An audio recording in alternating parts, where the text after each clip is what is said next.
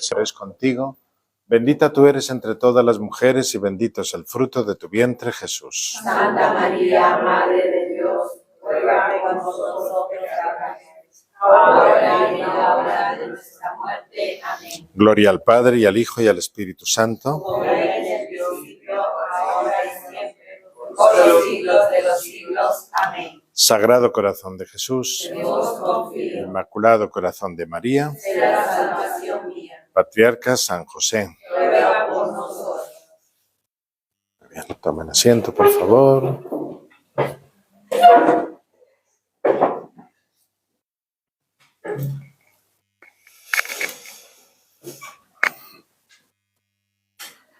Pues muy bien, bienvenidos a esta catequesis y vamos a continuar con lo que no acabamos la semana pasada. Estamos haciendo algunas explicaciones. Ya casi habíamos explicado casi todo eso, pero nos quedaba todavía una partecita que es un poquito paradójica porque resulta que el Señor pues se presenta como Mesías, Cristo, ungido, vienen a ser expresiones semejantes y esto hace referencia a que Él tiene el título de rey, ¿no? El rey es el ungido. Y el ungido, pues es muchas cosas, ¿no? En esa cultura, en la cultura de entonces, ¿no? Nosotros nos damos cuenta de que puede ser que a lo mejor el rey tenga un pequeño consejo que le asesora. Bueno, le pide consejo, ¿no? Pero luego el rey es el que tiene que tomar las decisiones. No hay una, como vemos ahora, una Corte Suprema de Justicia, un gabinete de gobierno. No, el rey lo es todo, realmente. Entonces el rey también es un jefe militar. Cuando hay que presentar batalla, pues él también va a ir. Por ejemplo, esto lo vemos muy claramente con el rey Saúl y con el rey David.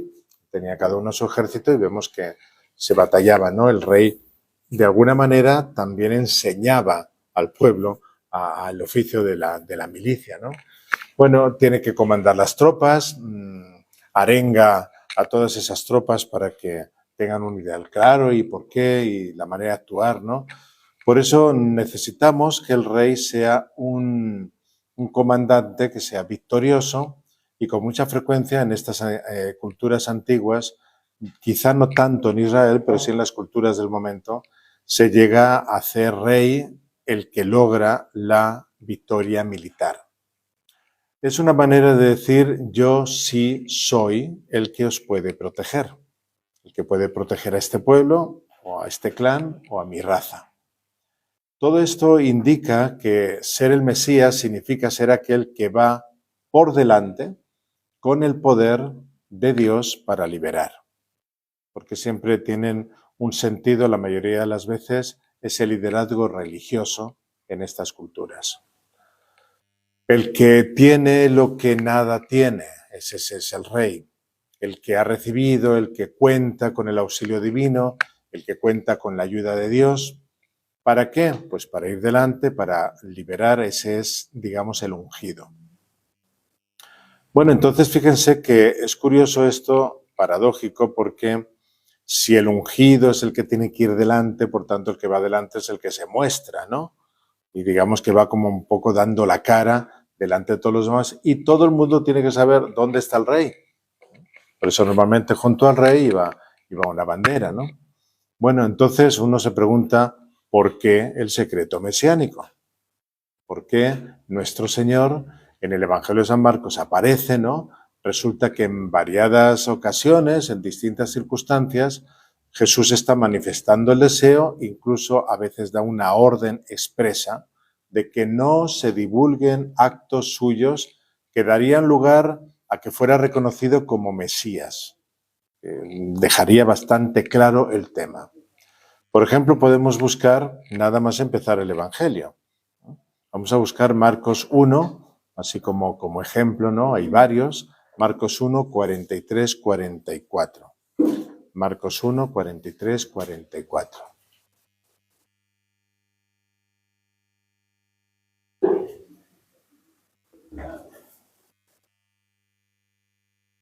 En el despidió al instante prohibiéndole severamente. No digas nada a nadie, sino vete.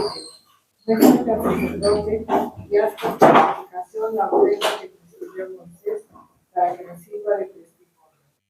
O sea que le ordenó severamente. Y estamos recién empezando el Evangelio. Digamos que cuando recién me tienes que empezar a conocer, ya el Señor está con el famoso secreto mesiánico. No digas nada a nadie. Esto es después de una curación, nada más y nada menos que de un leproso. Eso no se consigue tan fácilmente. Incluso un poquito más adelante, vamos a ir ahora al capítulo 3, el versículo 12, después de curar a numerosos enfermos. Es decir, que es curioso porque, bueno, a lo mejor curar a un enfermo en un momento dado y una situación especial puede pasar desapercibido. Pero después de curar a varios, vamos a ver cómo lo dice el Evangelio. Pero él les mandaba enérgicamente que no le descubrieran. O sea, que no es una cosita, bueno, no se lo vayas a contar a nadie. No, es enérgicamente. Y anteriormente decía severamente. Pareciera que no le gustara que le trataran como el Mesías. Incluso después de la resurrección de la hija de Jairo, vamos ahora a buscar el capítulo 5, el versículo 43. O sea, fíjense que va bastante seguidito. Hemos visto capítulo 1, capítulo 3, ahora el 5, versículo 43. Y les insistió mucho en que nadie lo supiera, y les dijo que dieran a ella de comer. Es una cosa bastante extraña, ¿no? Porque uno se pregunta ante el hecho de la muerte. Es una cosa bastante extraña, ¿no? Porque uno se pregunta ante el hecho de la muerte de una niña en una aldea. Es algo que enseguida se sabe, ¿no? Eso va a circular por los labios de la gente, ¿no? Es decir, están yendo al velorio y al día siguiente la van a ver jugar con los demás niños. Entonces, ¿qué ha pasado aquí, no? Si la gente, por ejemplo, se está como preparando, ¿no? Pues para ir al velorio, ¿no? Y de repente aparece la niña viva y bien viva y correteando por aquí, pues ¿cómo se puede guardar ese secreto? Es bastante paradójico esa noticia que aparece ahí, ¿no? O sea, cómo la gente no se va a dar cuenta de que este señor estaba ciego y ahora está viendo, o que no podía hablar y ahora habla, o que estaba completamente desahuciado y leproso y ahora está entre nosotros con la carne fresca. En realidad, ¿cuál es el propósito de todo esto? Pues sobre esto hay como dos explicaciones principales. Una que tiene un talante más psicológico, espiritual, y otra que tiene el camino más sociológico, político. Es muy posible que ambas se complementen, ¿verdad? Pero digamos que las soluciones están presentadas, pues más bien profundice, penetre en la conciencia de la persona. No tanto que se quede simplemente en que mi piel sanó y ya voy a jugar a fútbol y aquí no ha pasado nada, ¿no? Entonces Jesús manda este silencio, Jesús manda esta restricción, esto es lo que dice esta respuesta, para que la persona que ha recibido ese don profundice en lo que ha recibido. O sea, se dé cuenta de que ese milagro no es simplemente, pues qué bien, ya puedo hablar o ya puedo ver, hablemos y ya está, ¿no? Y adelante, ¿no? Démonos cuenta que detrás del aspecto, digamos, más orgánico, más fisiológico del hecho, debajo de esos niveles hay un Dios que se te está revelando. Entonces hay una salvación que ha llegado a tu casa. Hay un bien, hay un amor que te está visitando. Es una frase muy clásica. Dios ha visitado a su pueblo en el mundo hebreo. Quizá lo podíamos ejemplificar en aquel milagro que el propio San Marcos nos cuenta en su capítulo 2, de aquel paralítico que primero se le perdona los pecados, recordarán, ¿verdad? Y luego para que entiendan el poder de ese que le está perdonando los pecados, entonces cura al paralítico. Digamos que viene lo primero lo espiritual y después para que entiendan viene lo fisiológico, digamos, ¿no? Pero claro, si yo me quedo con que ya puedo andar, que es la parte fisiológica, pero el tema del perdón de los pecados no le paro demasiada importancia, ¿no? Que sí es realmente lo liberador, y es para lo cual el Mesías realmente ha venido, pues estamos perdiendo la gran oportunidad. O sea, que no se me vaya a despistar la gente, porque ya en el capítulo 1 del Evangelio de San Marcos, ¿no? Mucha gente busca a Jesús, pero ¿cuál es la razón por la cual se busca a Jesús? Esa debería ser la gran preguntita que deberíamos hacerlo. No es porque hace milagros, una especie de santero, entonces la gente corre a ser salvada. Esa debería ser la gran preguntita que deberíamos hacerlo. No es porque hace milagros, una especie de santero, entonces la gente corre a ser salvada o a ser sanada. Pues eso es lo que parece que el Señor quiere decir, ¿no? Bueno, ¿y tu interior qué? ¿No? ¿Y la fe qué? ¿Y la entrega al Hijo de Dios qué? Ahora con la salud que tienes, ¿te vas a entregar al Mesías? O simplemente, bueno, ya, como que va al médico, me tomé la pastilla, no me duele la cabeza, la del médico que haga su vida y yo la mía, ¿no? Entonces parece que el Señor les dice, esta es la explicación, profundiza. No te dejes llevar por la noticia de que ha llegado un curandero. No, no ha llegado un curandero, ha llegado el Mesías. Eso mételo en tu corazón, porque eso tiene que cambiar tu vida. Entonces, sí es verdad, Dios ha visitado a su pueblo, date cuenta lo que va a hacer por ti, o lo que ha hecho por ti. Bueno, en favor de esta hipótesis está el hecho de que nuestro Señor manda a las personas no a que el milagro se complete, porque el milagro queda completado, sino que cuando Jesús, por ejemplo, manda a los leprosos para que vayan donde los sacerdotes y ellos empiecen a caminar en esa dirección, en ese camino se curan, antes de llegar a donde los sacerdotes, ¿no? Porque ya se supone que a los sacerdotes debían de llegar curados, pero no salen desde Jesús curados, sino que se van curando por el camino, ¿no? Entonces, ahí aparece esta situación. La gente en otros momentos ya está curada. Es decir, el mandamiento de guardar el secreto mesiánico no añade nada al milagro desde el punto de vista físico. Probablemente si añade algo desde el punto de vista psíquico, psicológico, espiritual. Entonces sería un llamado a abrir la conciencia, más bien, y a permitir o a percibir más integralmente qué es lo que Dios ha hecho por uno. Es entonces lo que movería a un cambio más exterior que interior. Porque finalmente todo lo somático acabará deteriorándose de una manera o de otra, ¿no? Bueno, esa sería como la primera interpretación. La segunda interpretación sobre el secreto mesiánico es la que llamamos sociológico-política. Bueno, lo que sí sabemos es que el ambiente en Palestina estaba terriblemente caldeado, ¿no? La gente estaba esperando un líder que les liberara de la opresión romana. Como nosotros sabemos que el Mesías es terriblemente caldeado, ¿no? La gente estaba esperando un líder que les liberara de la opresión romana. Como nosotros sabemos que el Mesías es el que va adelante, entonces el Mesías es un líder, el que va delante del pueblo y va a asegurar la libertad y va a asegurar la buena salud del pueblo. Al fin libres podemos desarrollarnos como queremos. Pero ¿qué sucede, no? Que lo que nosotros esperamos como líder no es frecuentemente lo que Dios quiere darnos como líder. Siempre tenemos que apelar a aquella frasecita, ¿no? Los pensamientos de Dios no son los pensamientos de los hombres. O sea que cuidadito porque mis planes no son vuestros planes, mis caminos no son vuestros caminos. Eso ya aparece en la profecía de Isaías por el capítulo 55.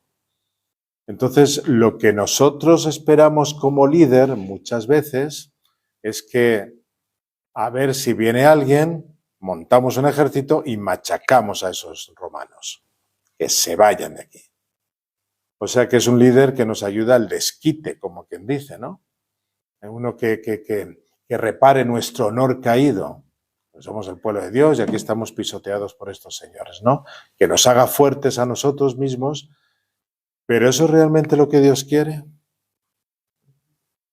Y es muy interesante esta explicación porque muchas veces nosotros tenemos la idea de lo que Dios nos tiene que hacer o dar, pero no necesariamente eso es lo que Dios nos quiere dar.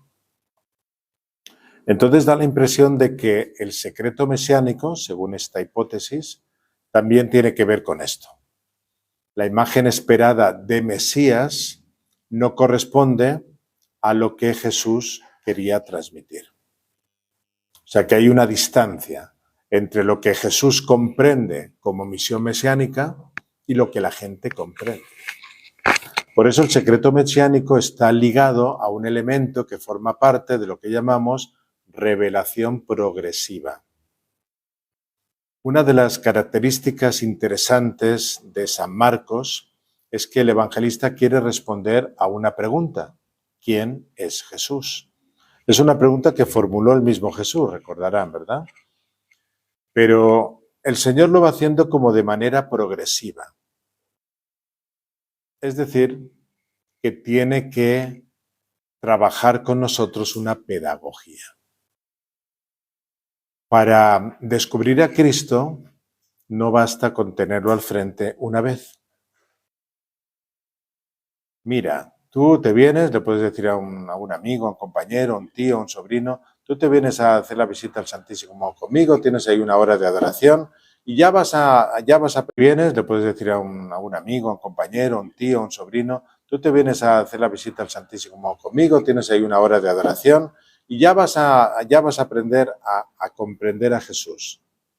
Bueno, puede ser que después de 1000 horas santas, a lo mejor hemos comprendido un poquitico a Jesús. Quizá hemos comprendido un poquito. En esto tenemos que tener mucha paciencia. O sea que para comprender a Jesús no basta con escucharlo una vez. Y esto es interesante porque ha habido momentos, yo me he encontrado con personas que me han cuestionado eso, ¿no? ¿Por qué siempre se leen las mismas lecturas en la misa? Pues por esta razón. Por esta razón. ¿Tú crees que con que lo hayas leído una vez el Evangelio ya comprendes a Jesús? Ya me leí la Biblia, ya. Pues eso es lo que le pasó a San Agustín. Que no era santo todavía, ¿no? Se leyó la Biblia y dijo, este es un libro que no tiene categoría lingüística. Y lo tiró por allá, ¿no? Es que para aprender de Cristo no basta con haber recibido un milagro de Cristo. Esto es muy importante en San Marcos. ¿Y por qué destacamos esto? Porque en el mundo pagano las cosas funcionan de una manera diversa. Si un general, por ejemplo, tiene que tomar la decisión de su vida, o sea, ¿tengo que ir a la batalla o no tengo que ir a la batalla? Pues, ¿qué hacían ellos? Pues tenemos muchos ejemplos, por ejemplo, el famoso Sócrates, ¿no? Que tenía que tomarse la cicuta o no. Entonces, hace una consulta al oráculo de Delfos. Entonces, iban a ese oráculo, ¿no? Y consultaban con la pitonisa que estaba allá. Curiosamente, solía ser una mujer, que era una especie de medium o de bruja, así entre nosotros, ¿no? Si le quieren llamar medium, por medium, ¿ven? Bueno, y esa bruja, junto con sus intérpretes, ¿no? Hacía toda una serie de ritos con unas pócimas donde al parecer quedaban todos un poquito como salidos de sí, medio en trance, por no decir otra cosa.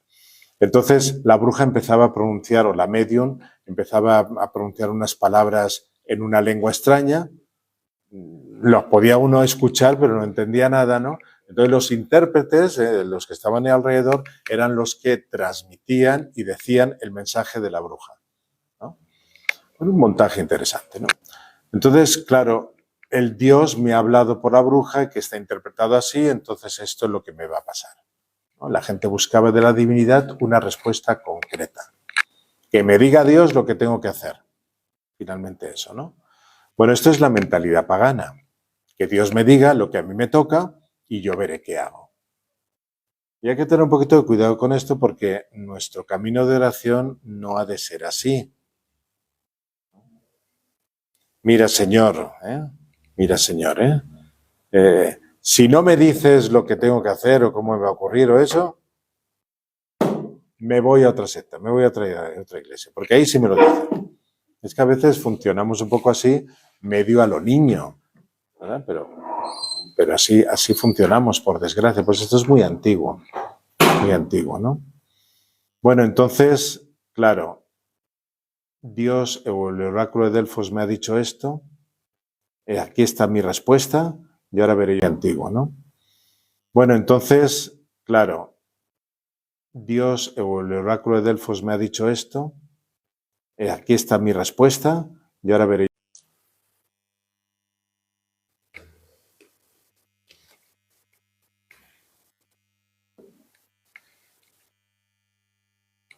Jesús les dijo: venid conmigo, yo os haré llegar a ser pescadores de hombres.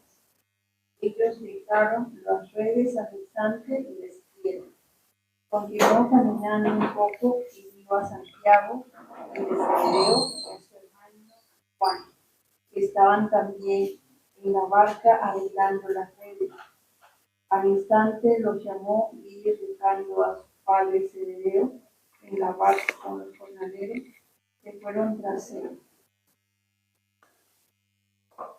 Y ahora nos hacemos la preguntita, ¿no? Ya se ve que lo que el Señor dice, ustedes dejan todo eso, me siguen a mí. Ahora la prioridad y su vida va a ser estar conmigo. Hasta ahora estaban ahí con su papá arreglando redes. Pero nos podemos preguntar, ¿y esos señores cuando dejan las redes y se van con Jesús, ya lo entienden todo de Jesús? De hecho, podemos observar que en el Evangelio según San Marcos tiene como dos partes casi iguales que se diferencian por múltiples aspectos, pero hay una cosa que es un poco lingüística, pero que nos llama la atención porque eso distingue una parte de la otra. Y es que resulta que, según están diciendo los biblistas, porque analizan los evangelios desde más su lengua original, ¿no? Nosotros a veces con las traducciones podemos perder un poquito estas cositas, ¿no? Y aparecen en toda la primera parte, aparecen una terminología que tiene mucho que ver con todo esto que estamos diciendo. Aparece el verbo comprender, o ser incapaz de comprender, o captar, o ver, o tener el corazón ciego o endurecido, escuchar, conocer, esconder, revelar. O sea, todo este tipo de nada, pues tiene que depurar muchas cosas. Y nosotros nos vamos a encontrar en todo ese evangelio que muchas veces la gente tiene el corazón cerrado e incluso los mismos discípulos no comprenden. Y eso que están viviendo con él. No comprenden, pero vamos a decirlo, que nosotros sí lo comprendemos. Porque está muy bien sentarse y ver lo que hacen ellos, ¿verdad? Pero todo esto está escrito para que nos sirva también a nosotros, ¿no? Entonces, nuestro Señor trata de suscitar la atención de manera que la mente se fije en lo que Él está haciendo y manifestando. Y esto es interesante resaltarlo porque en muchas ocasiones Jesús le reprocha a los que le siguen que no me estáis entendiendo. Y aquí estriba un poquito el tema de el seguimiento de Jesús, ¿qué es? Realmente el reino de Cristo, que es lo que viene Él a poner sobre la tierra, ¿qué es? Pues parece que al principio tenemos mucho éxito, según en el Evangelio según San Marcos, que el Señor tiene mucho éxito, o sea que sube, y de repente empieza a caer esa popularidad. Hay dificultad en sus propios paisanos. Vamos a buscar Marcos 6, del 3 al 6. Marcos 6, del 3 al 6. O sea, pónganse ustedes en situación, ¿verdad? Están ahí con los paisanos de Jesús, que son los de Nazaret. Están escuchando su mensaje. Entonces, ustedes, como están en medio de ellos, escuchan que ellos cuchichean de un sitio para el otro. Porque nosotros a veces tenemos como 7 orejas. A ver qué dicen ahí. ¿No es este el hijo del carpintero, el hijo de María y hermano de Santiago, José, Judas y Simón? ¿Y no están sus hermanas aquí entre nosotros? Y se escandalizaban a causa de él. Jesús les dijo: un profeta solo en su patria, entre sus parientes y en su casa, carece de prestigio.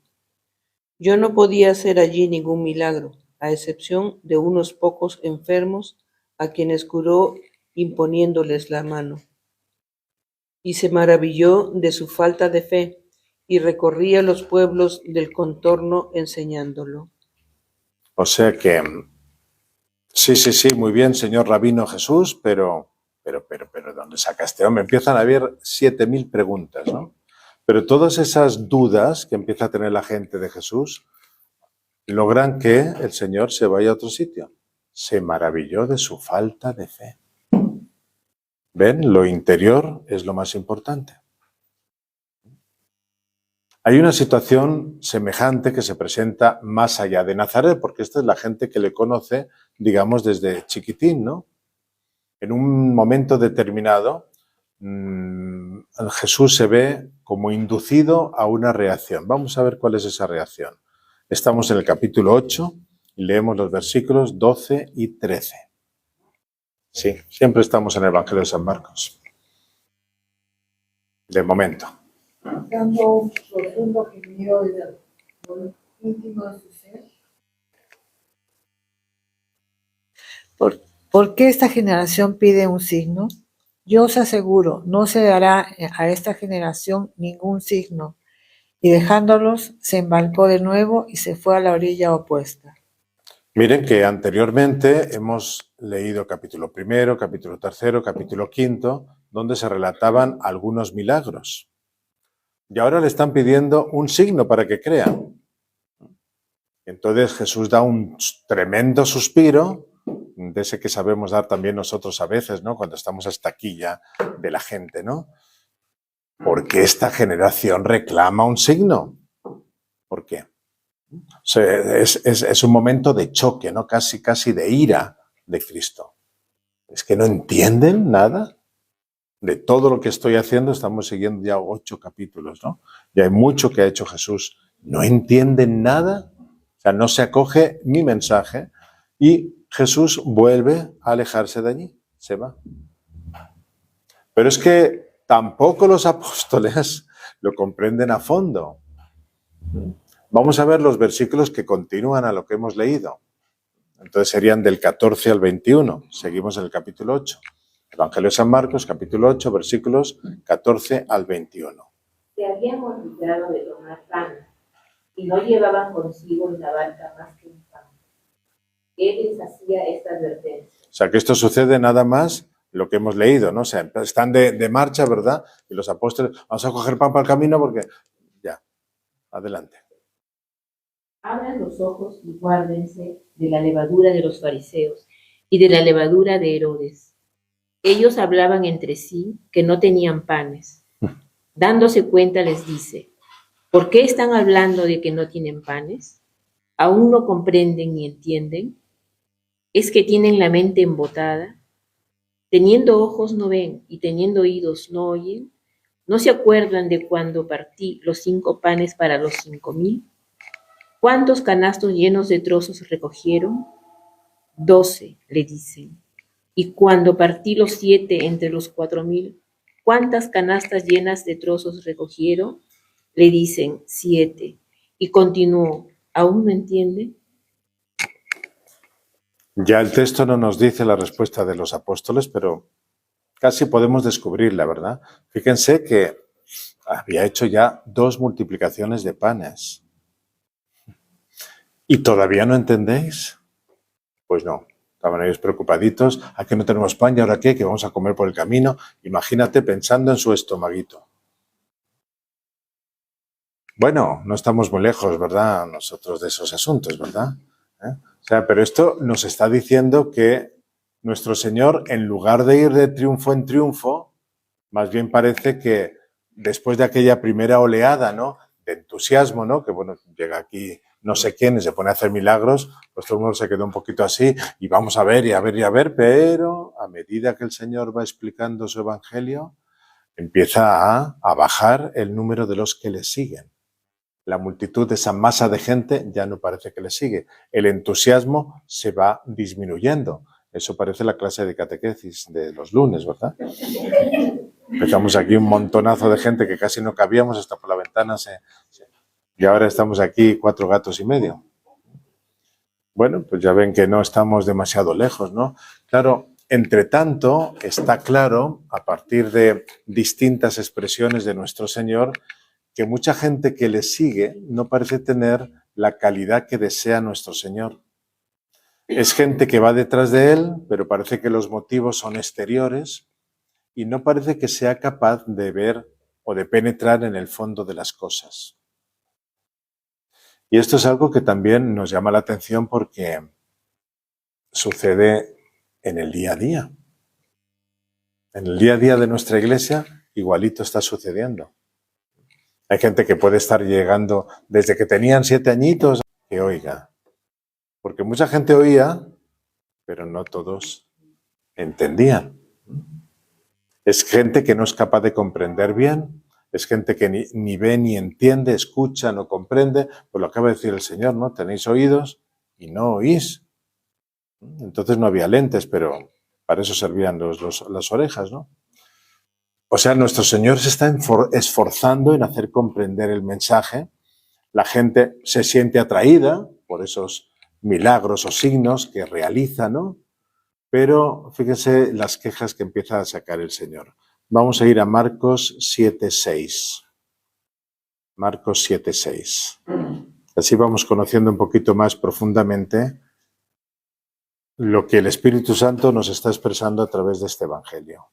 Él les dijo: ¿Quién profetizó Isaías de vosotros, hipócritas? Según está escrito, este pueblo me honra con los labios, pero su corazón está lejos de mí. Me honra con los labios, pero su corazón está lejos de mí. Ya podemos ir anotando frasecitas de estas. Yo no quisiera que el Señor la dijera a mi corazón. Todavía un poquito expresiones más generalizadas y afirmaciones más amplias que vamos a encontrar en Marcos 9:19. Marcos 9:19. Por eso fíjense que es un poquito peligroso o atrevido que cada uno de nosotros podamos ya decir: yo ya entendí el Evangelio, yo ya lo comprendí, yo ya estoy especialista en nuestro Señor Jesucristo. Hay que tener mucho cuidadito, porque acabaremos como Lutero. Él le responde: oh generación incrédula, ¿hasta cuándo estaré con vosotros? ¿Hasta cuándo habré de soportaros? Traédmelo. Si ustedes leen un poquito más arriba, ya ese trabajito se los dejo para que lo hagan en su casa, porque algo tienen que hacer ustedes en su casa, ¿no? Leer un poquito más, ya verán a raíz de qué viene esta expresión de generación incrédula. Generación, ¿eh? Eso implica un grupo muy grande de gente, ¿no? O sea que a partir del capítulo 3 de San Marcos hasta acá, vemos que declina el prestigio personal de Jesús. Gradualmente, como va siendo objeto de crítica y de rechazo. Más aún, ¿no? En el capítulo 3 y el versículo 6, a Jesús ya se le quiere quitar de en medio. La oposición parte de los fariseos, es verdad, pero tampoco somos lerdos que vamos a escuchar a cualquiera. Sin embargo, se unieron a los fariseos, ¿no? O sea que de los fariseos pasa también a la gente sencilla y parece recibir una oposición completa. Hay una parabolita que nos regala San Marcos, el capítulo 12, y esos 12 versículos donde explica esta parábola Pues, dado esta contextura, yo quisiera que sobre todo ahora la vamos a escuchar, ¿verdad? Para que ustedes tomen un poquito el peso de cómo se encontraba Jesús en este caminito, ¿eh? Porque no es nada fácil a veces entender al corazón de Jesús. Pero aquí está él hablando desde lo que él sabe que le está ocurriendo y lo que él sabe que le va a ocurrir con su pueblo. Vamos a ver, Marcos 12, del 1 al 12.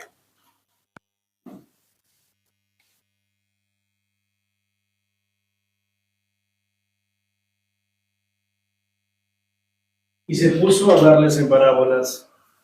Un hombre plantó una viña, la rodeó de una cerca, cavó un lagar y edificó una torre. La arrendó a unos labradores y se ausentó. Envió un siervo a los labradores a su debido tiempo para recibir de ellos una parte de los frutos de la viña. Ellos le agarraron, le golpearon y le despacharon con las manos vacías. De nuevo les envió a otro siervo. También a éste le desclavaron y le insultaron. Le descalabraron y le insultaron. Y envió a otro, y a éste le mataron. Y también a otros muchos, hiriendo a unos, matando a otros. Todavía le quedaba un hijo querido. Les envió a éste, el último, diciendo: a mi hijo le respetarán. Pero aquellos ladrones dijeron entre sí: este es el heredero. Vamos, matémosle y será nuestra la herencia. Le agarraron, le mataron y le echaron fuera de la viña. ¿Qué hará el dueño de la viña?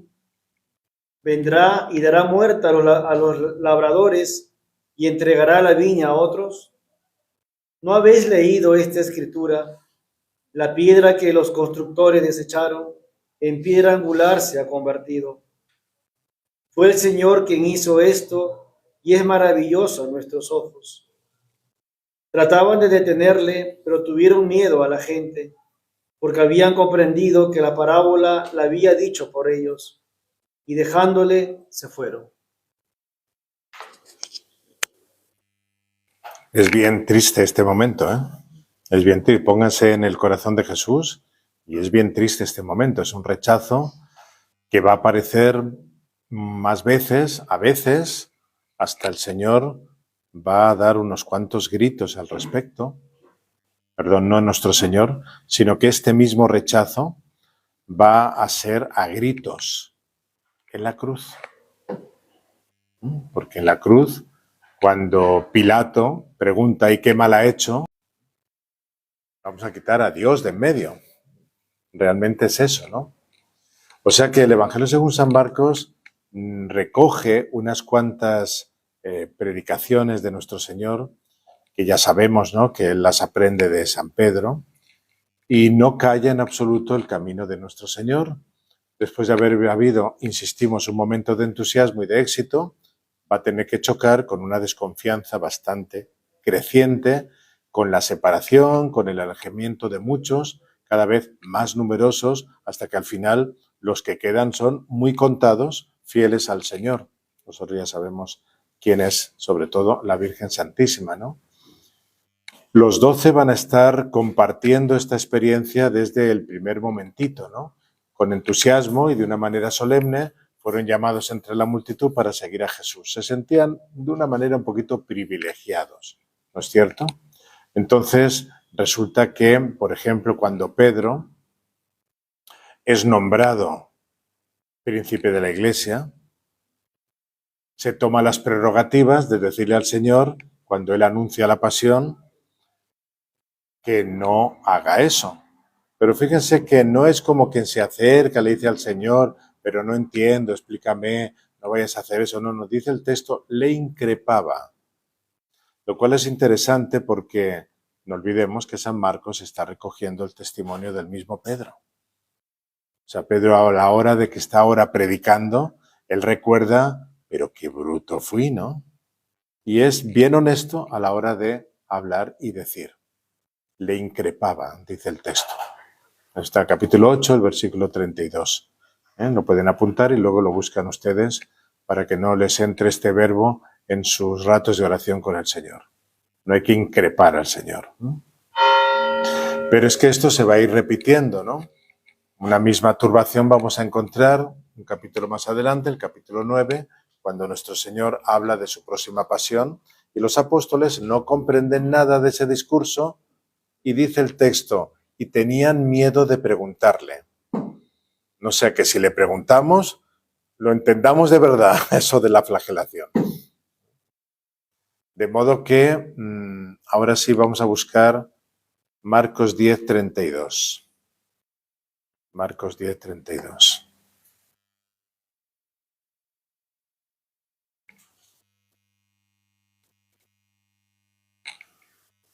Iban de camino subiendo a Jerusalén y Jesús marchaba delante de ellos. Ellos estaban sorprendidos y los que le seguían tenían miedo. Tomó otra vez a los 12 y comenzó a decirles lo que le iba a suceder. Que ya sabemos todo lo que es, porque ir a Jerusalén ya sabemos que es ir a la pasión. Los que le seguían quedaban sorprendidos de el arranque que tiene nuestro Señor, pero ellos le seguían con miedo.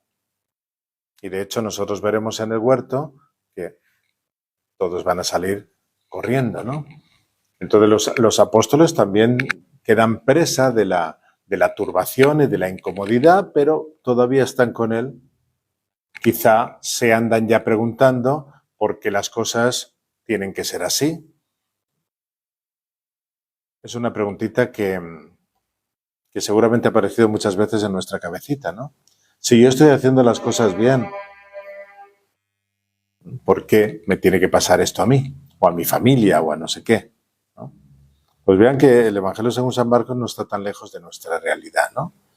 Entonces nos hacemos la preguntita leyendo, ¿no? ¿Esto solamente le pasa a los que le pasa o también está cerca de nosotros este mensaje? Siempre se ha dicho que el Evangelio según San Marcos es una catequesis.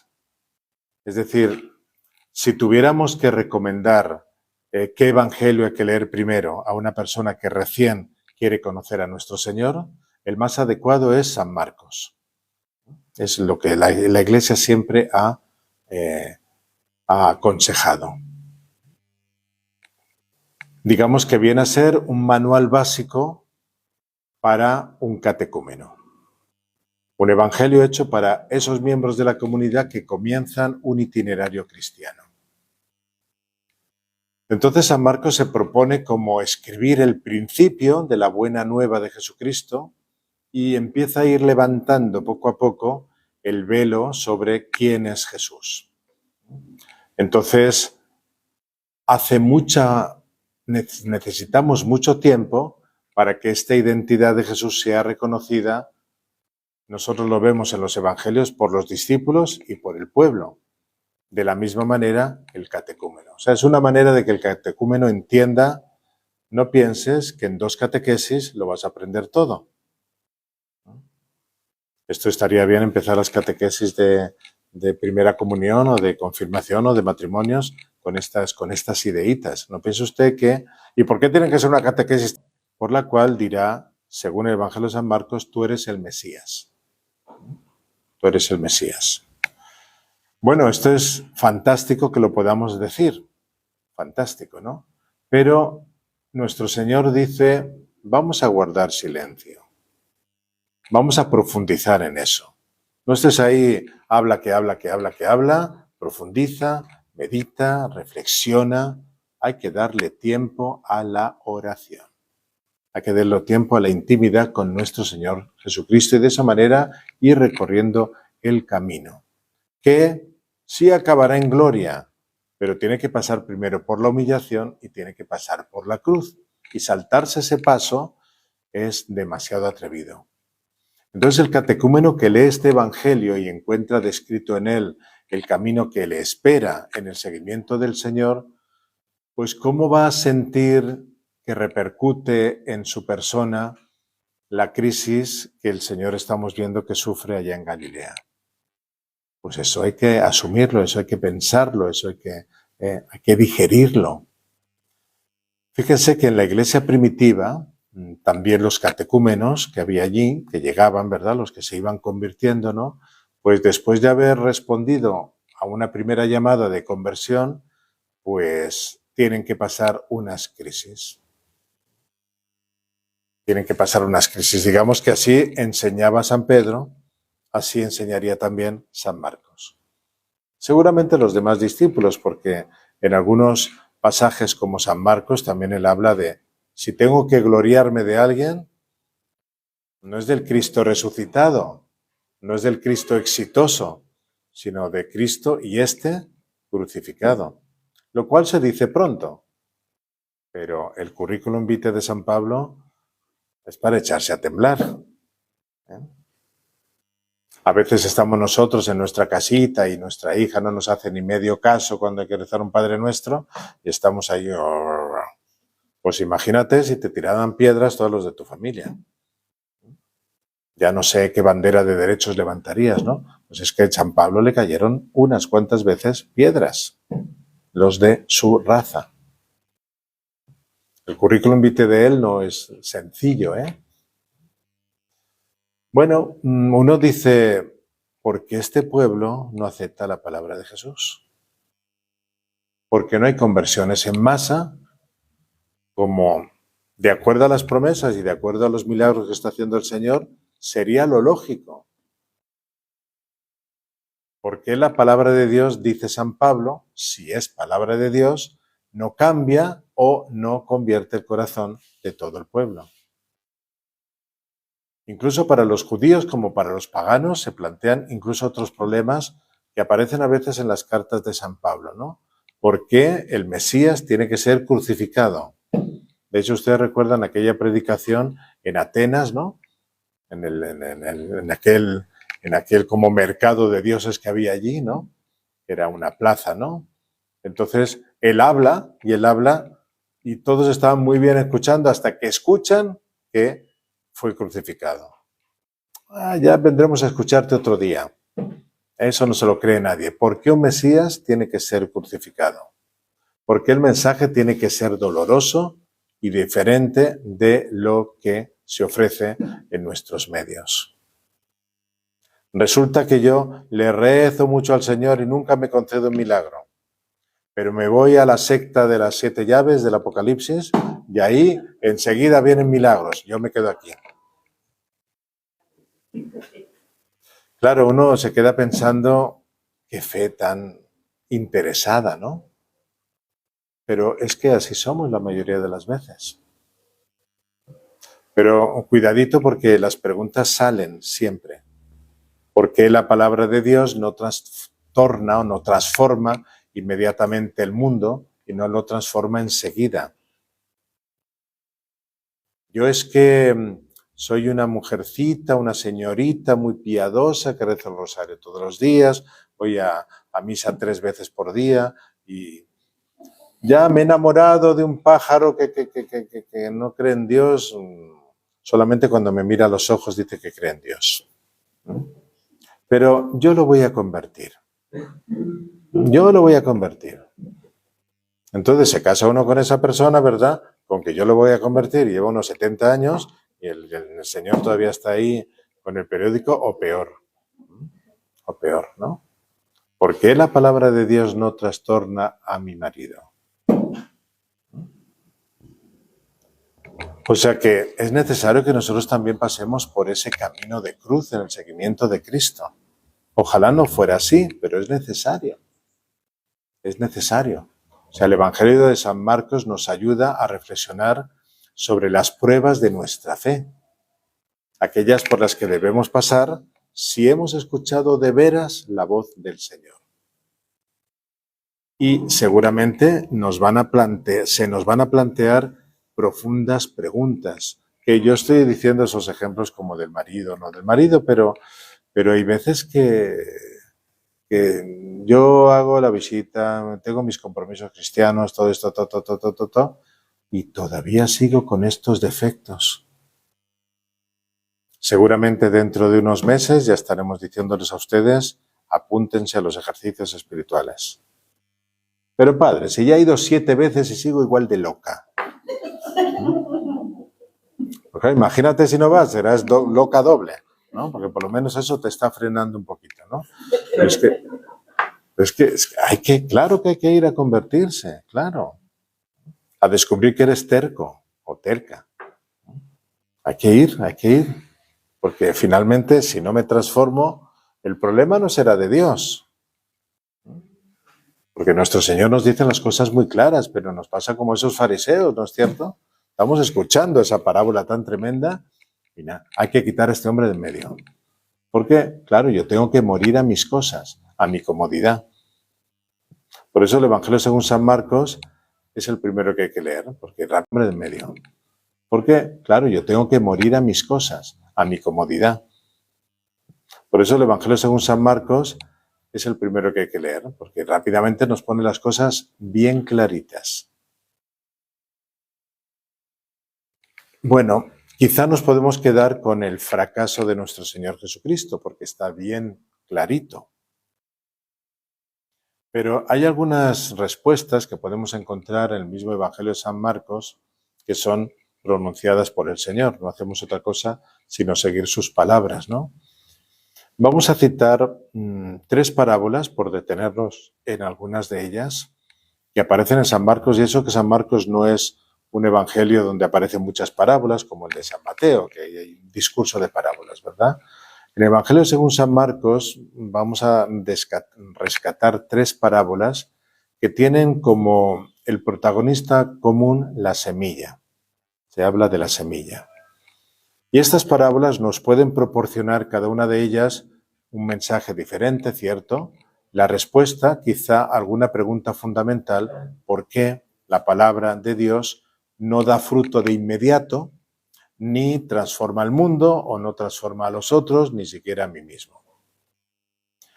Una de las primeras parábolas la vamos a encontrar en el capítulo 4 del Evangelio de San Marcos. Es creo que bastante conocida por nosotros, la llamamos la parábola del sembrador. La parábola del sembrador. Y esta parábola lleva en sustancia esta enseñanza. La palabra de Dios no da fruto automáticamente. La palabra de Dios no da fruto automáticamente. Desde luego que la palabra de Dios, por venir de Dios, da fruto automáticamente. La palabra de Dios no da fruto automáticamente.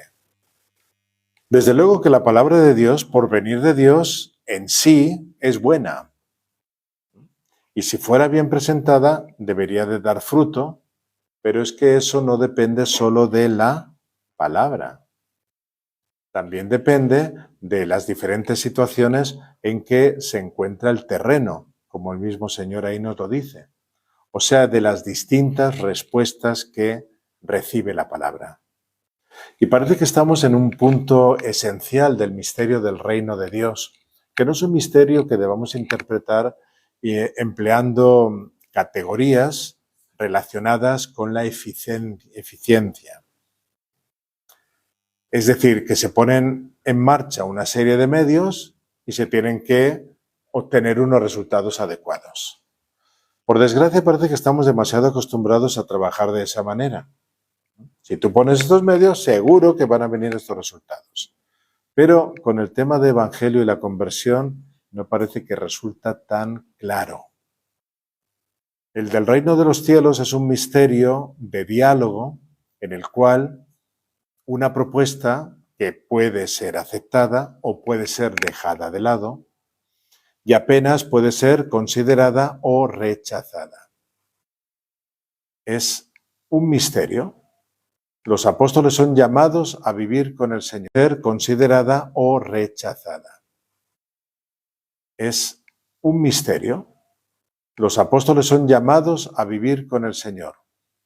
Cada día podían verificar con sus propios ojos a un Dios hombre intachable, que es Jesucristo, y Él va adelante con esta humilde propuesta, y precisamente por ser propuesta, tiene en sí todo el riesgo de caer en la negligencia o de tomada como descuidada, de no aceptarse o incluso oponerme a ella. Y los apóstoles tienen que vivir con nuestro Señor este misterio de la humildad, de la semilla del reino. Es verdad, aunque sea palabra de Dios y por consiguiente la realidad más perfecta, más santa, más, digamos así, superpoderosa que existe, se adapta a ser acogida a veces entre piedras, a veces entre espinas, a veces en un terreno equivocado, y se aceptan estas situaciones en las que no se puede dar fruto, a veces en un terreno equivocado, y se aceptan estas situaciones en las que no se puede dar fruto. Ahí, ¿cómo va a dar fruto? Tal vez podríamos preguntarnos con la Iglesia primitiva, en una explicación más amplia de la parábola del sembrador, cuáles son las situaciones que impiden dar fruto. La parábola enumera 3. La semilla que se comen los pájaros, la que cae entre piedras y no echa raíces, y la que cae entre espinas y es sofocada. Esas 3 quedan bastante claras. Entonces hay ahí 3 dificultades que presenta el mismo Jesús, que continuamente va a sufrir la predicación evangélica. O a veces las palabras de los papás con los hijos, o de los hijos con los papás. Incluso lo que te estoy diciendo es santo, es bueno y está muy bien presentado, está presentado por el mismo Jesús, en el mundo de la pastoral sufre estas respuestas. La primera dificultad, presentada por el mismo Jesús, en el mundo de la pastoral sufre estas respuestas. La primera dificultad, la semilla devorada por los pájaros, hemos dicho, ¿verdad?, se explica con una mención a Satanás. En cuanto escuchan, llega Satanás, dice el texto, y se lleva la palabra sembrada. Pues, ¿qué significa ahí esta venida de Satanás? Pues, si nos fijamos un poquito en la figura de Satanás en otros pasajes del Evangelio según San Marcos, por ejemplo, pues hay un momento que es muy clave, ¿verdad?, y que a veces utilizan nuestros hermanos separados para pisotear a Pedro, ¿no? Si resulta que a Pedro Dios le dice Satanás, apártate de mí, Satanás, ¿no? ¿Cómo va a dejar la iglesia en manos de Satanás? Bueno, no parece que sea la... Si resulta que a Pedro Dios le dice Satanás, apártate de mí, Satanás, ¿no? ¿Cómo va a dejar la iglesia en manos de Satanás? Bueno, no parece que sea la interpretación más correcta, ¿no? Sino que sacaron la espada y quisieron dejar a la iglesia por el piso, ¿no? Ahí aparece la palabra Satanás, dicha por el mismo Jesús, y es más bien, es que Pedro no estás entendiendo los caminos por el piso, ¿no? Ahí aparece la palabra Satanás, dicha por el mismo Jesús, y es más bien, es que Pedro no estás entendiendo los caminos de Dios. Es la incapacidad de comprender el camino de la cruz. Y a veces, aunque se entienda, no se quiere seguir.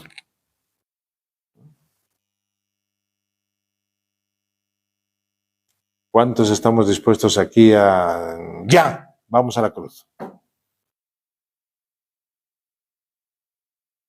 Se hizo el silencio. La incapacidad de comprender el camino de la cruz. ¿A Satanás le interesa el camino de la cruz?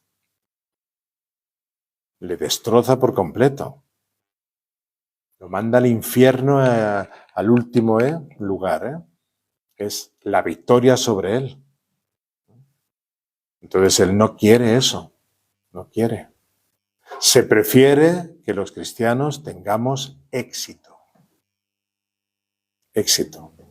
Vamos a hacer una actividad y no sé qué, y mira cuánta gente vino y nos escuchó, y bueno, vamos a ver cuántos se confesaron y cuántos dentro de 20 años siguen firmes y perennes y en camino de santidad, ¿no?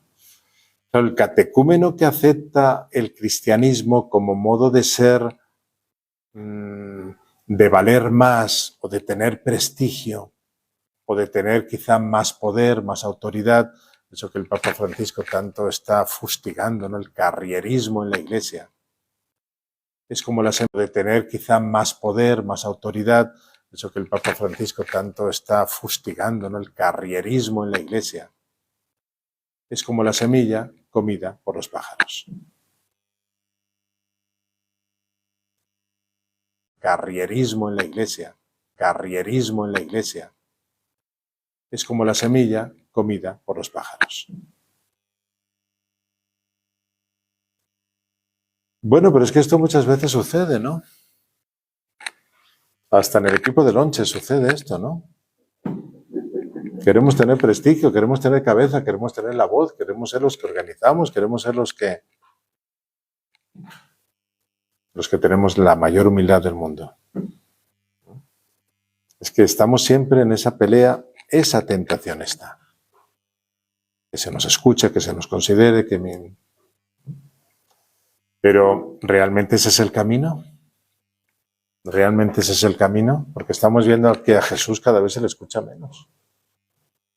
La segunda dificultad, que es la semilla sin raíces, describe la situación en la que se acepta la palabra solo de una manera como externa. Ha sido acogida, quizá ha gustado la manera como la presenta el Señor, el gusto estético, digamos, de esa misma palabra externa. Ha sido acogida, quizá ha gustado la manera como la presenta el Señor, el gusto estético, digamos, de esa misma palabra, porque hay que reconocer que la doctrina de Jesucristo atrae mucho. Es muy estético, digamos, de esa misma palabra, porque hay que reconocer que la doctrina de Jesucristo atrae mucho. Es muy interesante por estar arraigados en Cristo y en el amor a Cristo. ¿Para qué? Pues para poder convertir la búsqueda no en una moda del momento, sino en algo permanente, en algo profundo, que no tenga miedo al escándalo, por ejemplo. Es que si presentamos la doctrina de Cristo como es, nadie nos va a escuchar. Es que hoy día toda la gente viste así, se mueve así y escucha esta música así, entonces si yo me pongo mi faldita, todo el mundo me va a escupir. No voy a tener novio nunca. Nunca. Es que entramos en esas cositas. Entonces nos solidarizamos con el mundo. Por poner un ejemplo así, tosco pero interesante. La tercera dificultad es la semilla sofocada. Las preocupaciones de la vida presente, dirá el Señor en su explicación. La atracción atraída por el tener, por el poder, por el poseer. Para muchos, la preocupación por la ganancia representa un obstáculo para la misma palabra. Es que no es fácil vivir con... Dé su cama a un enfermo y usted duerma en el piso. Pues ya la cosa empieza a cambiar un poquito. Porque asumir el Evangelio cuando me duele la espalda, pues ya es otra cuestión, ¿verdad? O sea, esas preocupaciones por la vida presente tienen una aplicación muy amplia si pensamos que en el reproche que se le hace, por ejemplo, a Marta. Recuerdan la historia de las hermanas, Marta y María, ¿no? Creo que en estos días la leeremos en la lección continua de la misa, ¿no? Pues resulta que está nada más y nada menos que preparando un banquetito para Jesús y todos los apóstoles. Menuda olla. Y vuelve el mismo mensaje, ¿no? Marta, Marta, te preocupas y te inquietas por muchas cosas y solo una es necesaria. Entonces, el juicio sobre el influjo negativo de las excesivas preocupaciones, si queremos dar de verdad sentido y valor a las palabras empleadas por nuestro Señor, es un tanto severo. Bueno, la palabra no va a dar fruto automáticamente, sino de una manera humilde. Y viniendo de Dios se adapta a las condiciones del terreno. O quizá lo podríamos decir de otra manera, acepta las respuestas que el terreno da y que con frecuencia muchas veces no son plenas. En esas ocasiones que hemos visto son hasta negativas. Así es como nuestro Señor explica por qué Él predica y su palabra no es eficaz. En realidad no es que su palabra sea ineficaz, ¿verdad? Sino que lo que falta es acogida. Eso es lo que falta. Porque, claro, hay una diferencia enorme entre cuando Él dice hágase la luz y la luz se hizo. Ahí nadie puso impedimento. Pero que nosotros cambiemos nuestro corazón, que tengamos que amar a nuestros enemigos, ay, ay, ay.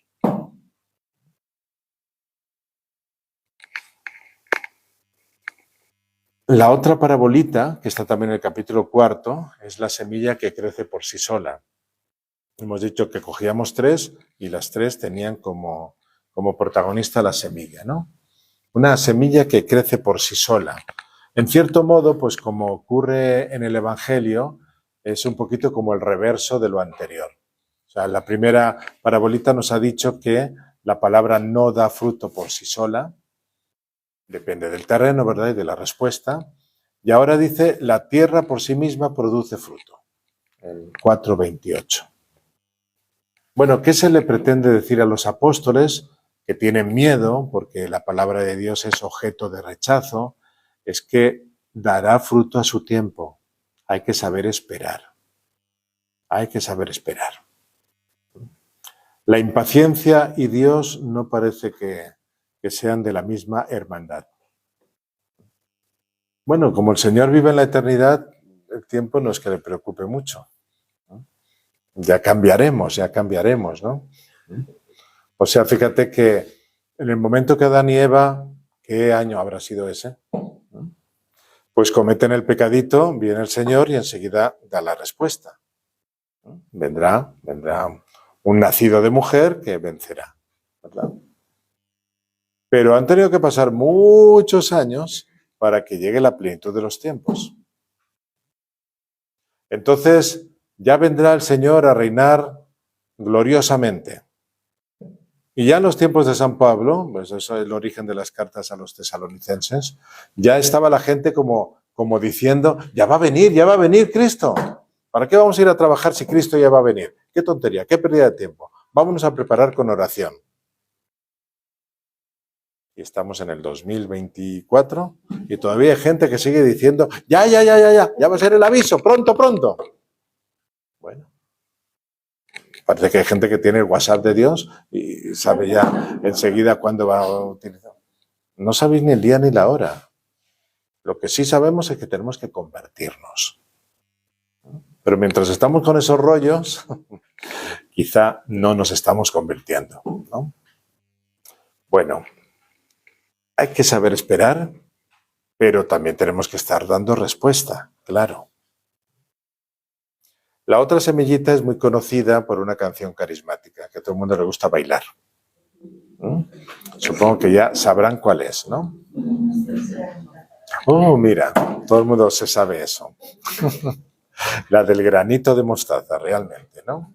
Es la tercera parabolita que también se acomoda a esta situación.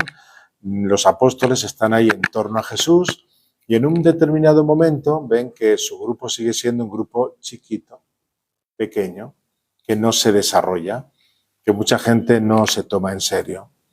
A Jesús no se le considera como el maestro, en fin.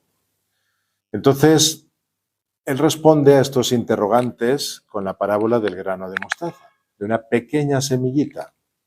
No tengáis miedo. El reino de Dios comienza con poco.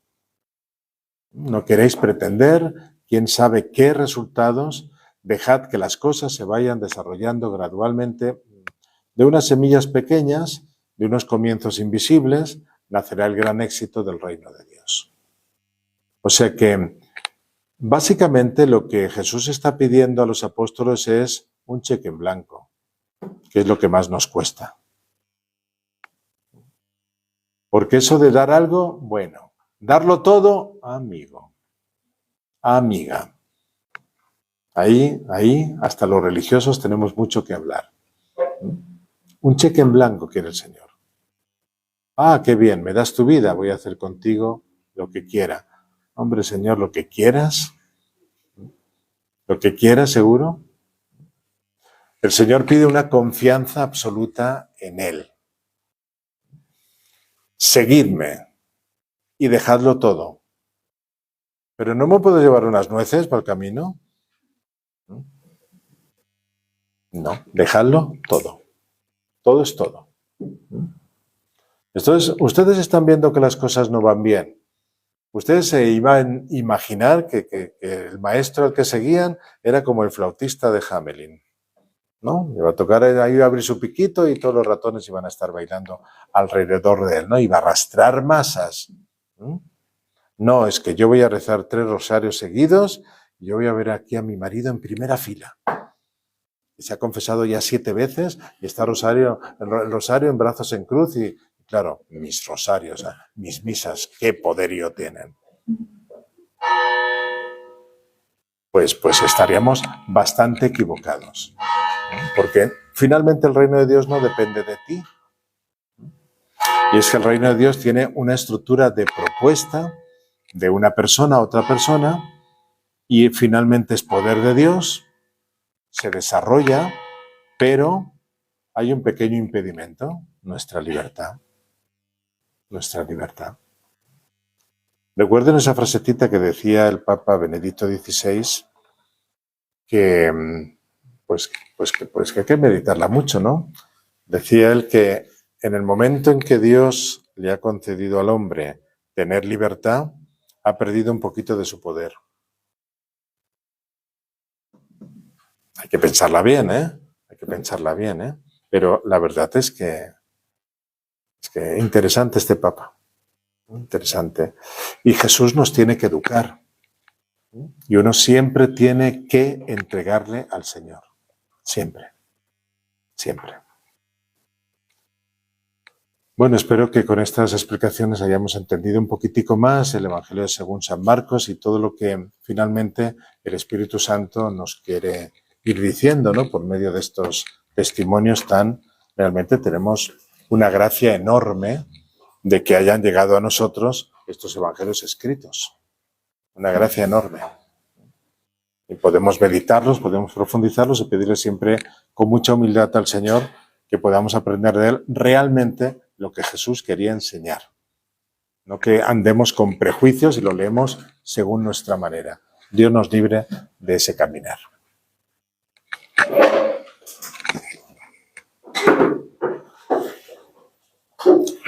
Gloria al Padre y al Hijo y al Espíritu Santo.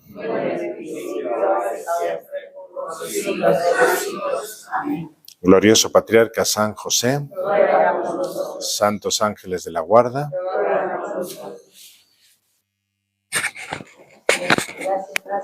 Gracias, Padre.